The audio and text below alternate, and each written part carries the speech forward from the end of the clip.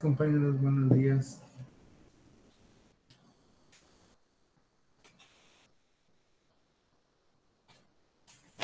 Buenos días, profe. Buenos días. Buenos días.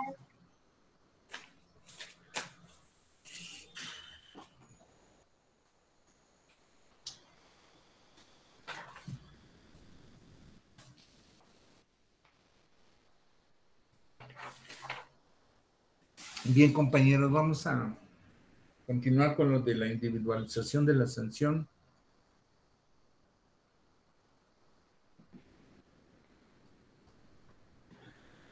Recuerden que para este efecto de la individualización de la sanción es porque quiero que, de acuerdo al ejercicio que estoy haciendo, para que ustedes intervengan y me digan, como concluyendo el ejercicio mental que hicimos o el ejercicio que estamos proponiendo dentro de lo que hemos usado, que ustedes me propongan la pena. ¿Por qué? ¿Por qué? ¿Qué pena merece y por qué? En base a lo que estamos viendo y a lo que hemos visto. Pero no me han dado, o no, hasta la fecha, ustedes díganme, porque pues no todos me lo van a decir, ¿verdad? Habíamos dicho de nombrar 2 representantes de mujeres y 2 representantes de hombres, o sea, del grupo de hombres y del grupo de mujeres, nombrar 2 representantes, porque ellos son los que me van, con consenso de las mujeres y con consenso de los hombres, son los que me van a decir, para nosotros esta es la pena, se debe de individualizar así, ¿verdad? Y por lo que hace a la reparación del daño es esto, y su individualización directa y personal es esta. ¿Por qué? Tomando en cuenta esto. O sea, tienen que motivarme cuál es la sanción que le ponen ustedes. Acuérdense que el hecho, grupo mujeres me diga, para nosotros esta es la sanción, la individualización en base tomando estos criterios, tomando así y esto, más la reparación del daño sería por esto y esto y esto. Igual los hombres. Recuerden que va a ganar el que más se acerque de acuerdo al criterio, ¿verdad?, que podemos utilizar o que yo voy a fijar concretamente como árbitro de esta competencia. Llamémosle competencia de esta manera. Pero ¿qué es lo importante? Que se están ganando un punto semestral. Si ya tenemos 3 puntos del trabajo, que por cierto, les recuerdo, el viernes es la entrega del trabajo, que son 3 puntos los cuales me obliga a mí a revisar uno por uno para saber que no me están haciendo trampa, para saber que sí es una transcripción manual. Ajá. No es un examen donde yo les diga, bueno, ya leyeron todo el código, fueron 600 preguntas, por lo tanto les voy a hacer un examen sobre eso. No, ya habíamos quedado en eso, no es compatible, no es académico, no es porque, bueno, oiga, ¿cómo me va a preguntar de algo que no me explicó, no? No estoy viendo el hecho de que te voy a preguntar en un examen algo que no vimos. Pero lo que sí vimos, lo que hemos estado viendo, ¿verdad?, eso es parte del examen, eso sí. Todo lo que hemos comentado, las bases que yo les he puesto. Entonces, recuerden que el hecho, el ejercicio que vamos a hacer en cuanto a qué pena le vamos a imponer al sujeto es tomando en cuenta todo lo que hemos visto. Y por eso estamos viendo lo de la individualización de la pena. Entonces yo les pediría, por favor, compañeros, que me pongan a dos compañeras y a 2 compañeros que son los que me van a decir qué pena, bajo qué criterios y la reparación del daño, ¿no?, también. Acuérdense que al individualizar la pena, ustedes tienen que tipificar perfectamente el caso que estábamos viendo, que no se reduce más que el sujeto se sube a la combi, trae el cuchillo y le quita la cartera al sujeto. En eso nos vamos a basar. Se los digo mañana, compañeros, porque todavía veo si no tengo ningún compromiso para efectos de ver lo del horario de entrega del trabajo el viernes. Pero más o menos va a ser entre las 3 y las 7 de la tarde, más o menos. Que es donde no quiero echarme compromisos para estar aquí en la oficina, poder recibirlos, conocerlos y que hagan la tarea de trabajo para yo poder checar el trabajo. Entonces sí me gustaría, por favor, compañeros, que me den el nombre de 2 compañeras y el nombre de 2 compañeros que representen a su grupo o al grupo para que me determinen la pena, bajo qué criterios, la individualización de la pena del ejercicio y lo de la reparación del daño, bajo qué criterios.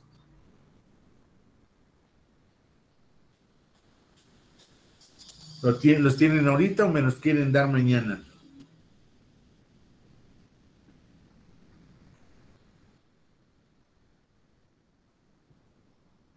No los escucho, no oigo nada.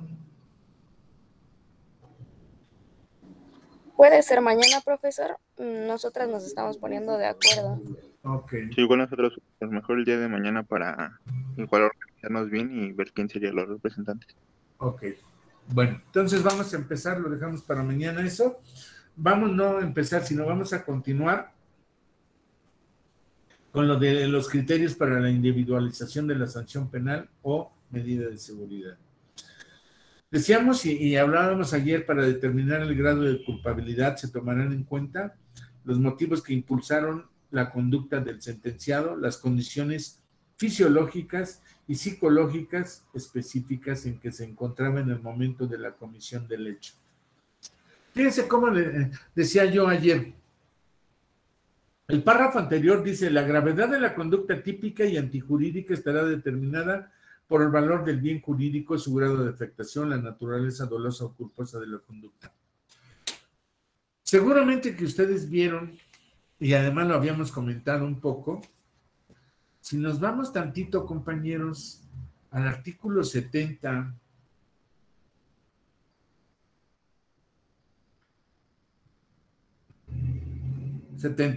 al artículo 72 del Código Penal para la Ciudad de México, creo que sí es el 72, dice el artículo 72, criterios para la individualización de las penas y medidas de seguridad. Fíjense cómo este artículo está relacionado directamente, este artículo 72 está relacionado directamente con el artículo 410 del Código Nacional de Procedimientos Penales. Vean, los dos hablan, uno penal y uno procesal. Fíjense la relación que hay. El aspecto sustantivo, ¿cuál es el aspecto sustantivo?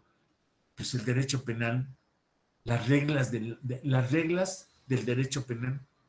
Pero vean ustedes cómo coincide con el artículo 410, que es una regla adjetiva, es decir, una regla procesal.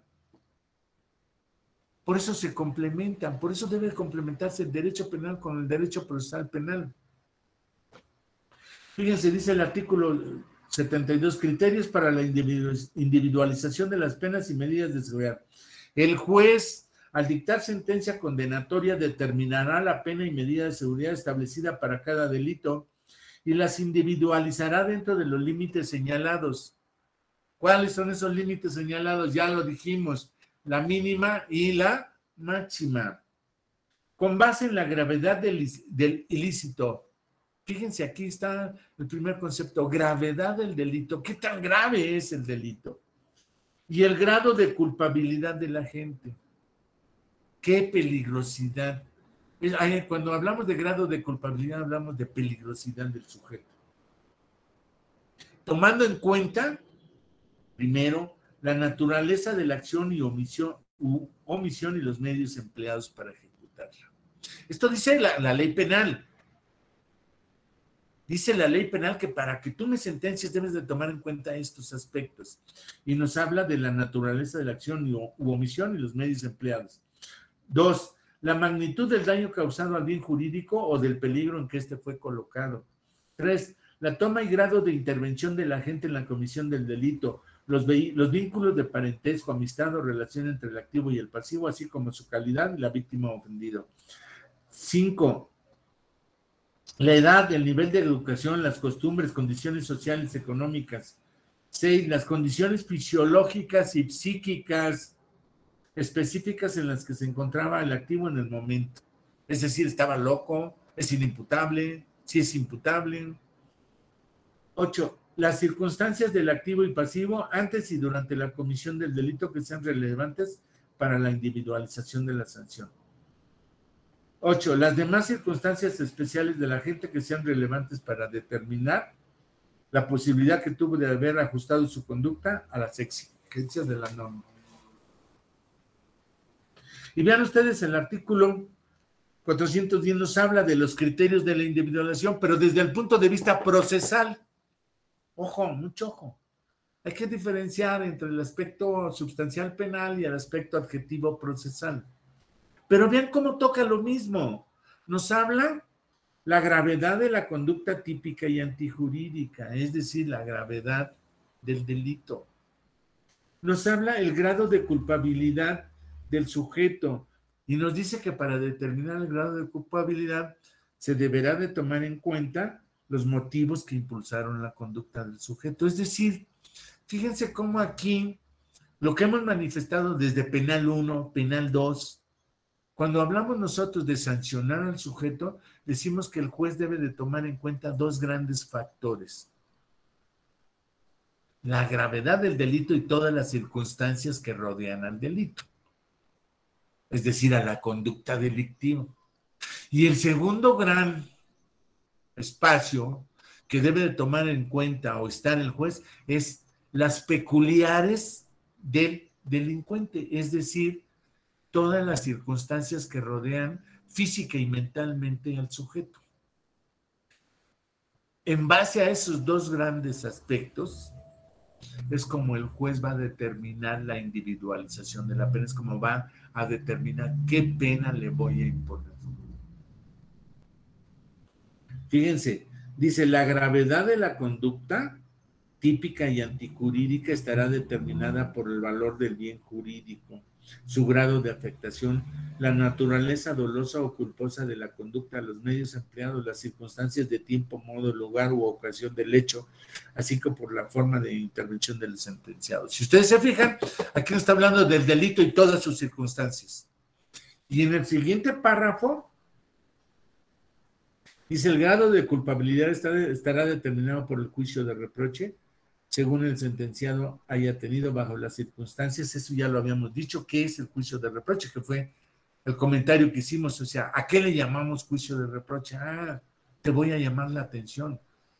Puede ser la atención, que te llame la atención en forma leve, puede ser que te llame la atención un poquito más fuerte, o puede ser que te llame la atención en un plan fuerte, en un plan de, decíamos con el compañero, ¿verdad? O sea, hasta unos madrazos te voy a poner, porque no es posible que tú hagas eso, ¿no? Estamos reprochando, pero con una forma fuerte, en una forma de decir, ¿sabes qué? No te puedo pasar esto. Y por último, aquí en el otro, dice, para determinar el grado de culpabilidad, también se tomarán en cuenta los motivos que impulsaron la conducta del sentenciado. Por supuesto que esto es bien importante en una sentencia, compañeros.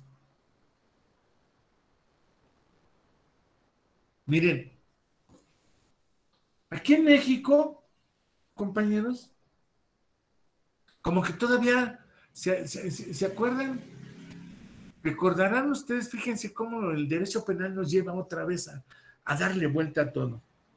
¿Cuáles eran las características de la escuela tradicional?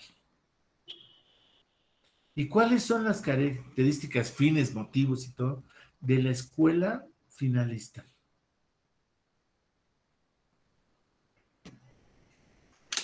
Les voy a decir por qué es importante, compañeros.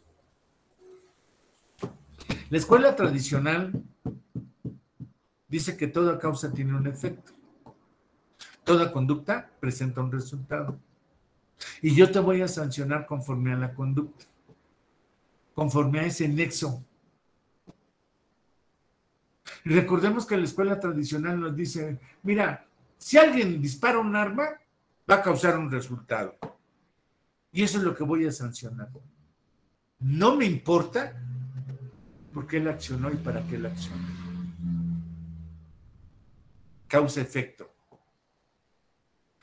Pero viene la escuela finalista y nos dice, no, espérate.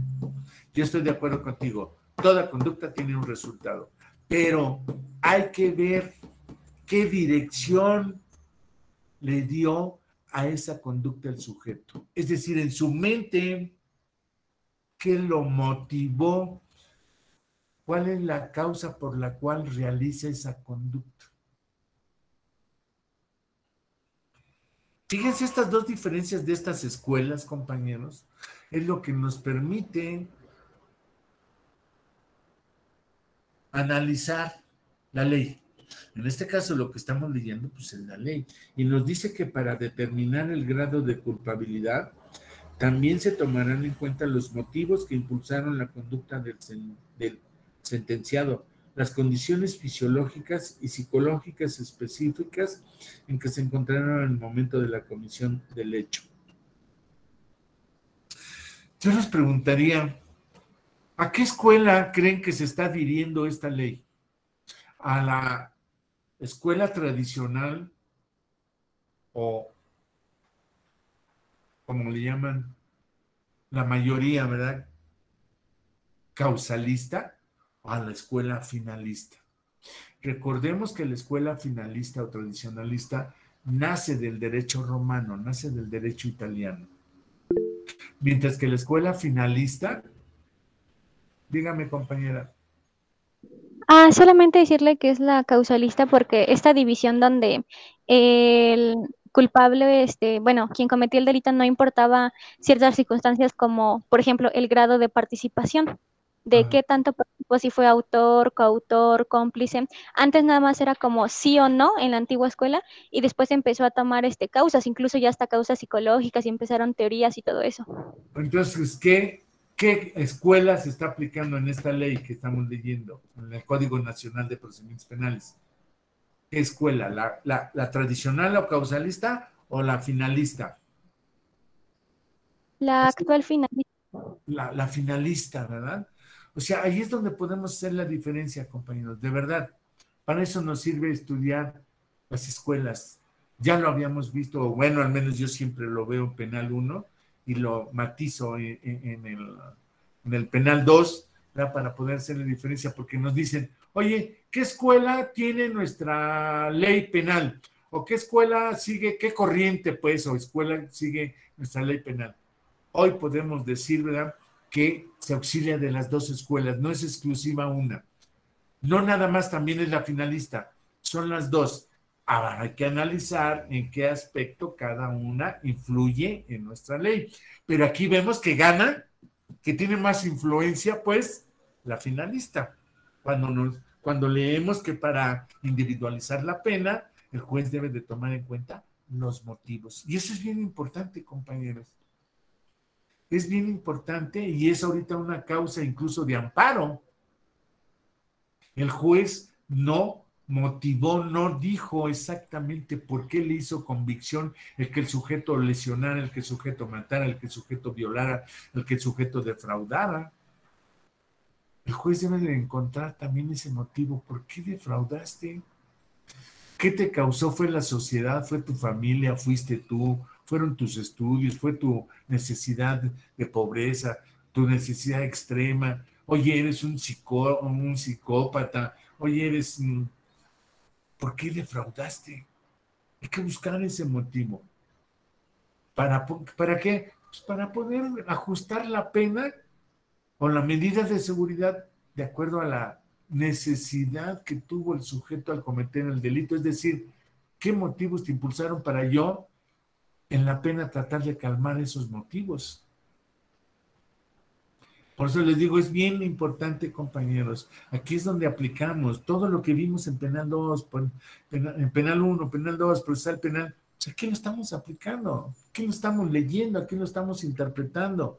Este es el final de todo ese derecho penal que estudiamos cuando aplicamos la sentencia, cuando nos toca defender, cuando nos toca acusar o cuando nos toca, como juez, imponer la pena. Pero si ustedes se fijan, aparte de tomar en cuenta los motivos que impulsaron la conducta, nos dice también sus condiciones, por supuesto, fisiológicas y psicológicas, por supuesto. Aquí tiene mucho que ver estos aspectos fisiológicos y psicológicos, compañeros. La violencia intrafamiliar, por ejemplo. ¿Qué impulsaron al papá a pegarte? A agarrar el cinto o un lazo y de pronto pegarte en la espalda y en las pompis y dejarte marcado. ¿Que eso hace 40 años? No le importaba a nadie, ¿eh? A nadie le importaba.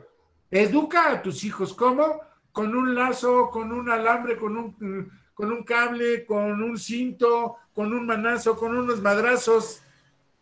Allá había una teoría causalista. ¿Había violencia intrafamiliar antes? No, pregúntenle a sus papás y a sus abuelos y verán que decían, no, había que educar a los hijos. Teoría causalista, causa-efecto, no me importa el motivo, lo que me importa es que eduques a tu hijo. ¿Cómo? Como tú sabrás cómo. Pero hoy, ¿qué pasa si un papá quiere educar a su hijo a golpes o pegándole con un cable o un lazo o un cintarazo que lo deje marcado en la espalda o en las pompas? ¿Eso cómo se llama ahora? ¿Educar? ¿Hoy lo aceptamos como medio para la educación? No. No, ¿verdad?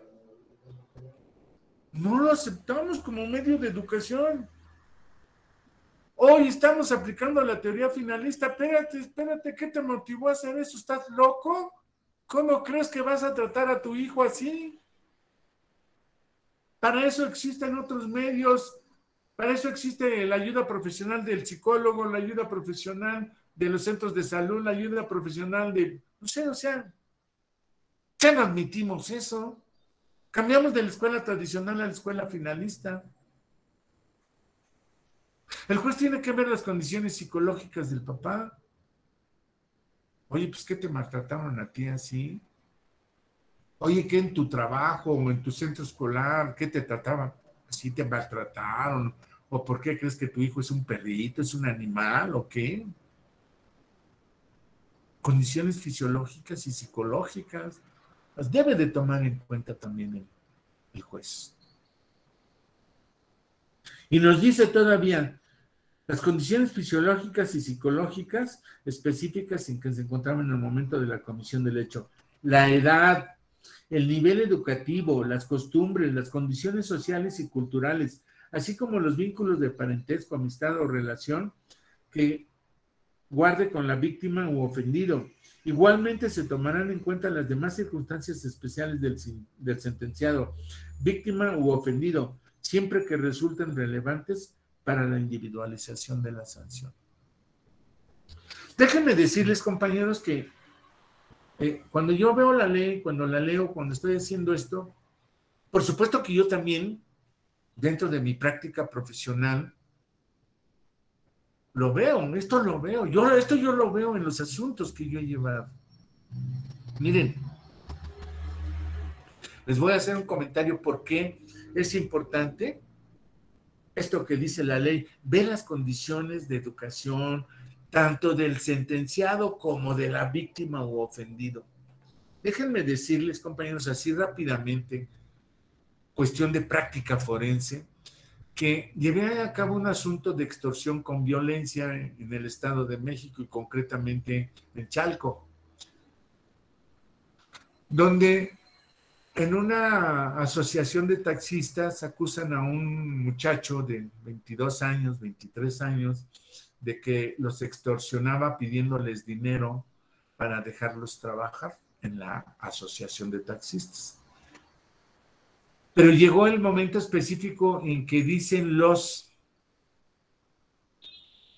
taxistas que fulanito de tal, ya específico, fulanito de tal, un día en la mañana lo mandó llamar y le dijo con un cuchillo en la mano y se lo puso en el estómago y que le dijo, o me das 2,000 pesos o no te dejo trabajar. Ahí está la extorsión, pero con violencia porque le puso el cuchillo en el estómago. Y entonces dice que en ese momento, dice el denunciante, que en ese momento iba pasando la policía. Así de esas super casualidades. Y que entonces la policía lo subió a él en una patrulla con batea y que la patrulla se dio cuenta desde una esquina lo que estaba pasando y entonces llegaron y revisaron al muchacho y le encontraron el cuchillo.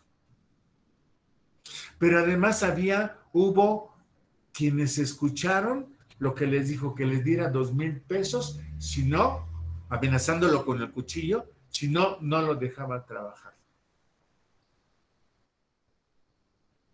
Ojo, circunstancias, pasa la patrulla, lo detienen supuestamente y hay a una distancia de 2 o 3 metros, hay taxistas que escucharon eso. ¿Dónde está lo relevante aquí que yo les quiero decir? Compañeros, que yo le acredité al juez y de verdad lo saqué libre, absolutoria, lo saqué libre porque le demostré al juez que todo lo habían hecho para acusarlo a él. Es decir, le prepararon toda esa conducta que decían se la prepararon, junto con los policías, ¿eh?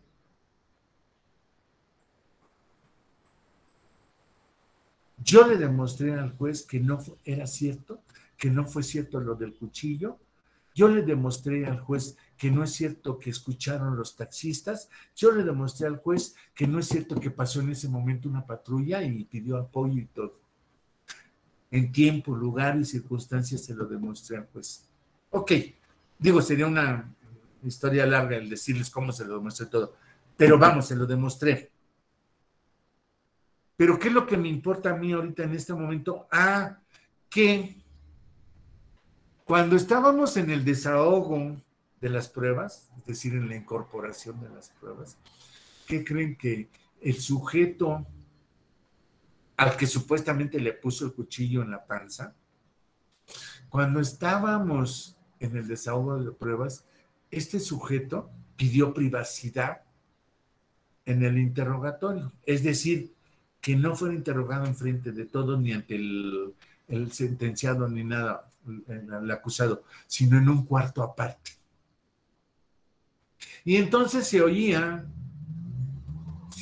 cómo el sujeto lloraba, porque él decía que recordar cómo le puso el cuchillo en la panza. Él recordaba sus hijos, qué va a pasar con mis hijos, qué tal si sí me clava el cuchillo, y además pidiéndome dinero, porque yo, aparte de trabajar como taxista, vendo libros de una editorial.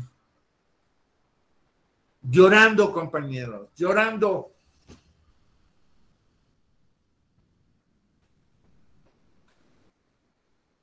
Cuando el juez, yo le pido al juez que, respetando el derecho de la víctima, en este caso el señor al cual supuestamente le pusieron el cuchillo, que se me permitiera hacerle preguntas en forma directa y personal, no en privado, puesto que no le causaba un perjuicio como fuera un menor de edad o que fuera un delito sexual.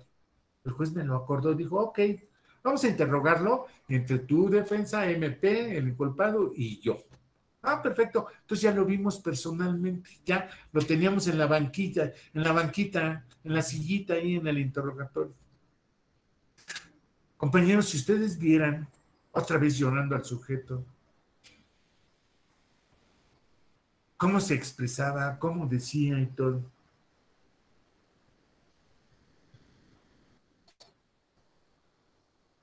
ahí es donde se me viene a la mente aquí lo que dice las demás circunstancias de la víctima u ofendido. Dice, siempre que resulten relevantes para la individualización. ¿Qué fue lo que pasó aquí? Que yo le demuestro al juez que no fue cierta la conducta, que no fue cierto que sí lo detuvieron los policías, pero no en las condiciones y circunstancias que dijeron. Y entonces el punto aquí es, ¿dónde quedan esos lloriqueos? ¿Dónde quedan esos gestos, ese comportamiento de la víctima cuando yo le demuestro al juez que no fue cierto?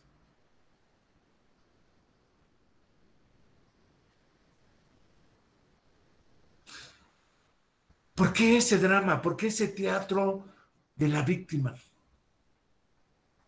Y claro, el juez lo percibía, por eso yo le pedí al juez que se hiciera ese interrogatorio presencial, para que el juez tomara en cuenta. Miren, el juez ya tenía cierto convencimiento por el interrogatorio a los policías, porque el propio juez fue al lugar de los hechos para medir distancias, para ver si es cierto cómo fue la detención, que estaban los taxistas ahí escuchando y oyendo, que cuánto corrieron. O sea, el juez ya tenía convicción de que eso fue preparado. Cuando yo le pido lo de la víctima o ofendido que sea presencial, era precisamente para que el juez tomara en cuenta lo que dice aquí la ley. Juez, ya más o menos te estás viendo que no es cierto lo que dice la víctima, que no es cierto lo que dicen los policías, que no es cierto lo que dicen los testigos. Por eso quiero dar el interrogatorio presencial del sujeto, de la víctima. Y el juez de verdad veía a la víctima y el juez así, bueno, hacía hasta las señas así como diciendo, no, man, ya tengo convicción, ya tengo casi de que no es cierto lo que pasó, y tú todavía, víctima, te atreves a seguir haciendo este teatro, te atreves a llorar porque tuviste, según tu miedo, porque tenías miedo de la amenaza o miedo de que fueran también a afectar a tus hijos. Y no era cierto, compañeros. Yo le demostré al juez que era una trampa, que le acondicionaron todo. Tan es así que el juez dicta sentencia absolutoria y en la misma sentencia el juez le ordena al Ministerio Público iniciar la averiguación previa o la carpeta correspondiente respecto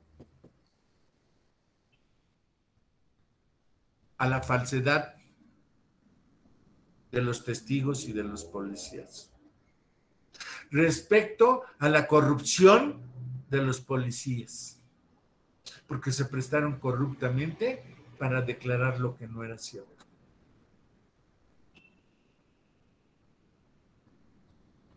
Y por lo que hace al denunciar a la víctima, el juez dejó abierto para hacer el juicio civil en su contra, ¿verdad?, por los daños y perjuicios causados por la denuncia, por pasar como víctima y denunciar hechos no ciertos. Entonces, lo que yo les puedo decir, compañeros, bajo este ejemplo, digo, he tenido otros dos donde he sacado libres a varios, pero a lo que me refiero es condicionando a la víctima. Esas mujeres que a veces dicen que las violaron y resulta y demuestras que no las violaron.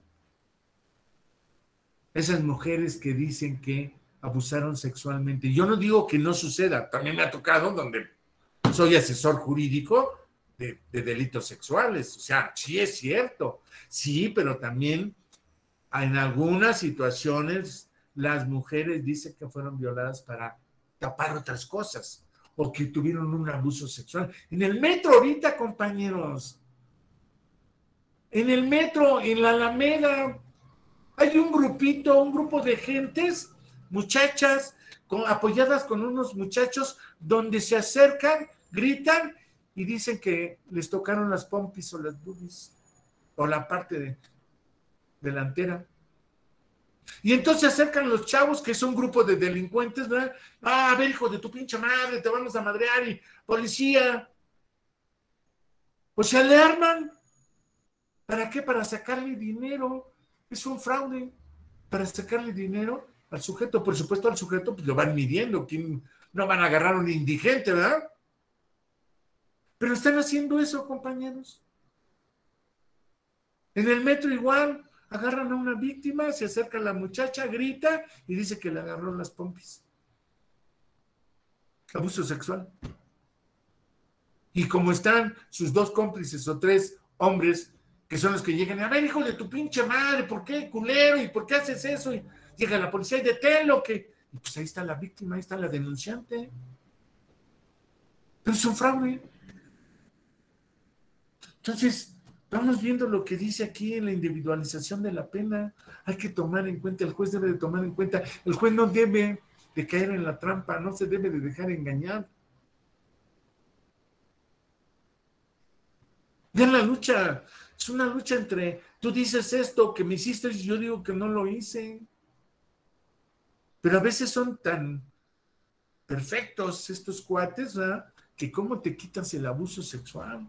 Si ellos están diciendo que estaban a 1 metro y oyeron gritar y vieron que el sujeto movió la mano rápidamente, puta, ¿dónde quitas eso? Pero no es cierto, no la tocó.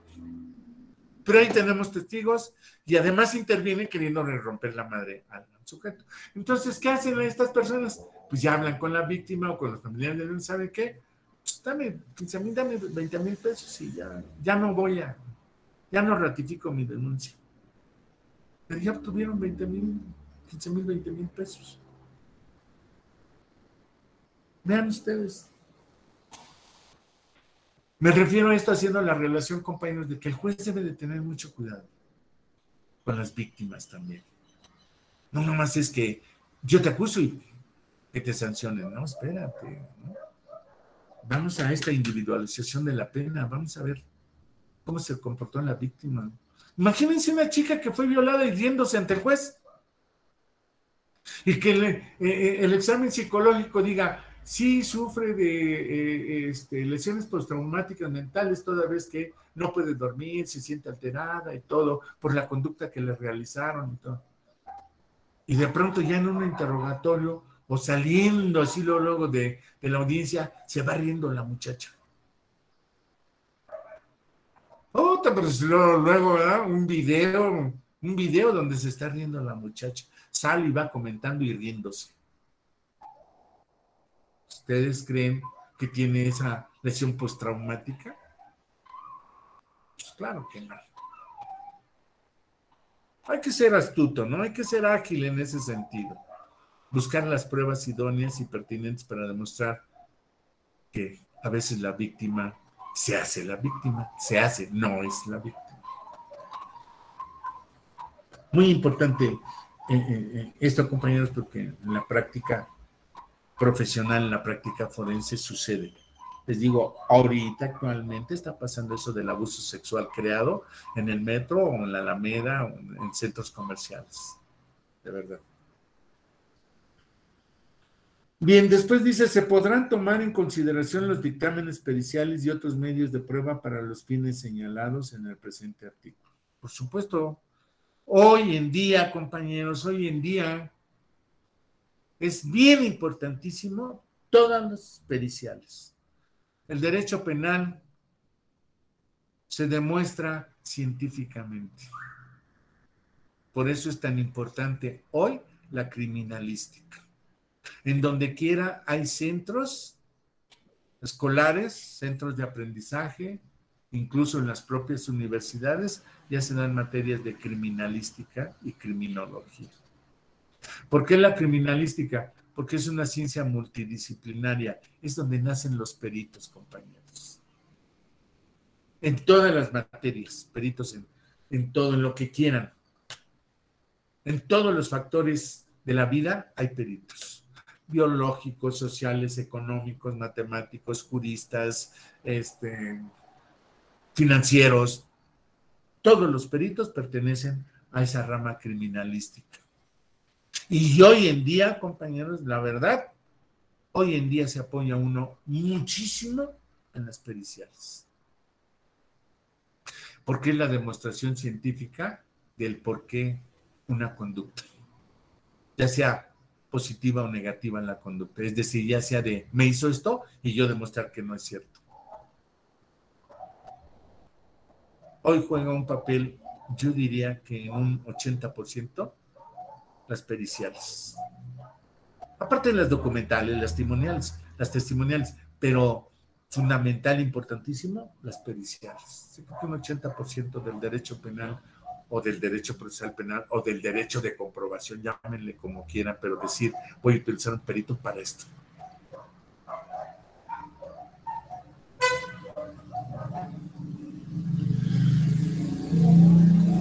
Por último, dice, cuando el sentenciado pertenezca a un grupo étnico o pueblo indígena, se tomarán en cuenta, además de los aspectos anteriores, sus usos y costumbres. Sí, es cierto. A mí me tocó, compañeros, de verdad, ver cómo a un pueblo indígena, donde todavía tiene usos y costumbres de sus tradiciones, de sus fiestas, donde utilizan marihuana, donde utilizan peyote para sus tradiciones, para sus ceremonias, pueden portar marihuana, pueden portar peyote, es decir, enervantes para sus tradiciones. Y entonces, aunque sea un delito, porque es un delito el hecho de que traigas un enervante peyote, hongo, el juez te va a exonerar si tú le demuestras que es un uso y una costumbre en tu comunidad el hacer uso, el transportar, poseer y hacer uso de ciertas drogas. Ahí está, el uso y costumbre. ¿Sabían ustedes que nosotros todavía tenemos, bueno, aquí en la República también todavía hay reservas de indígenas? Así como en Estados Unidos hay reservas, en México también hay reservas, compañeros. En México todavía hay mexicanos segundos y terceros.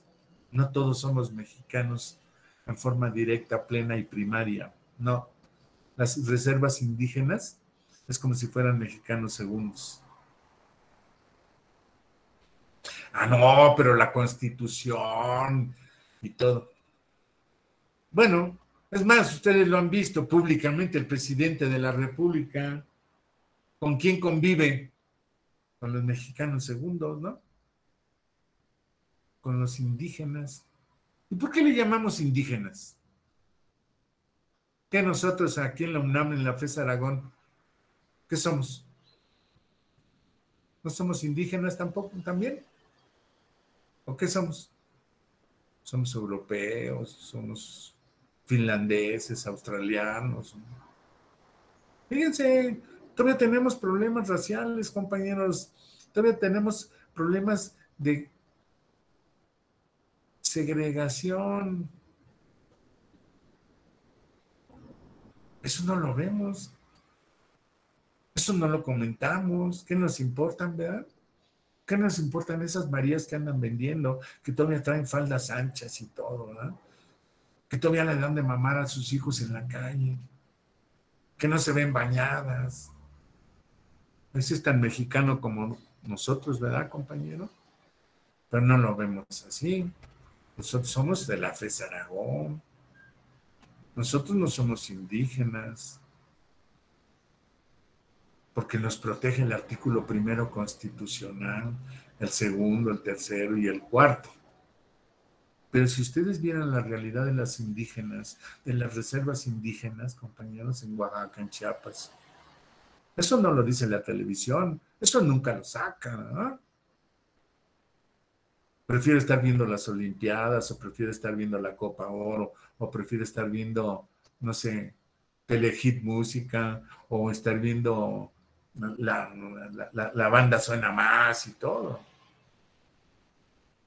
Cositas que nos hacen reaccionar y pensar, compañeros, ¿no? No es sencillo. Todavía sufrimos de esas situaciones raciales y de esas situaciones donde todavía tenemos mexicanos de segunda clase, ¿no?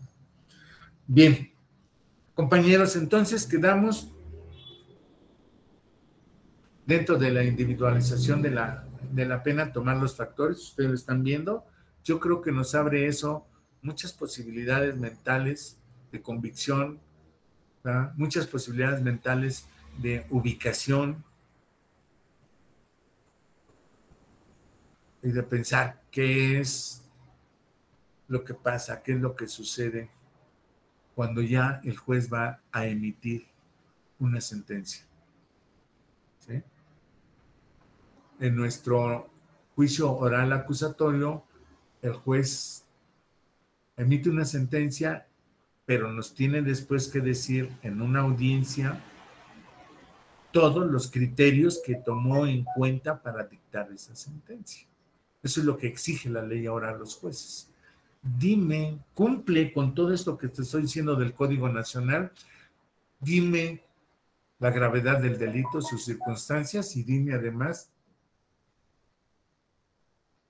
del acusado, dime sus circunstancias personales, sus peculiares. Dame su biografía del sujeto, qué lo motivó, qué lo impulsó, qué fue lo que sucedió, por qué llevó a cabo esa conducta.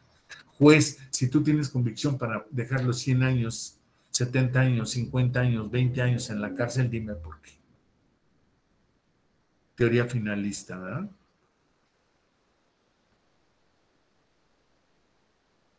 Causalista. Ahora, influye más la teoría finalista en las decisiones judiciales en materia penal. Eso es lo que podemos concluir. Bien, compañeros, entonces quedamos. Mañana, por favor, me dan los nombres de los 2 representantes de mujeres y de los 2 representantes de mujeres. Y van a tener, el lunes tenemos examen, recuerden, ojo, mucho ojo, chequen su cuaderno, los que hacen anotaciones y los que no, pónganse a meditar todo lo que hemos hablado desde la audiencia final hasta la individualización de la pena. Ahí es donde está el examen, compañeros.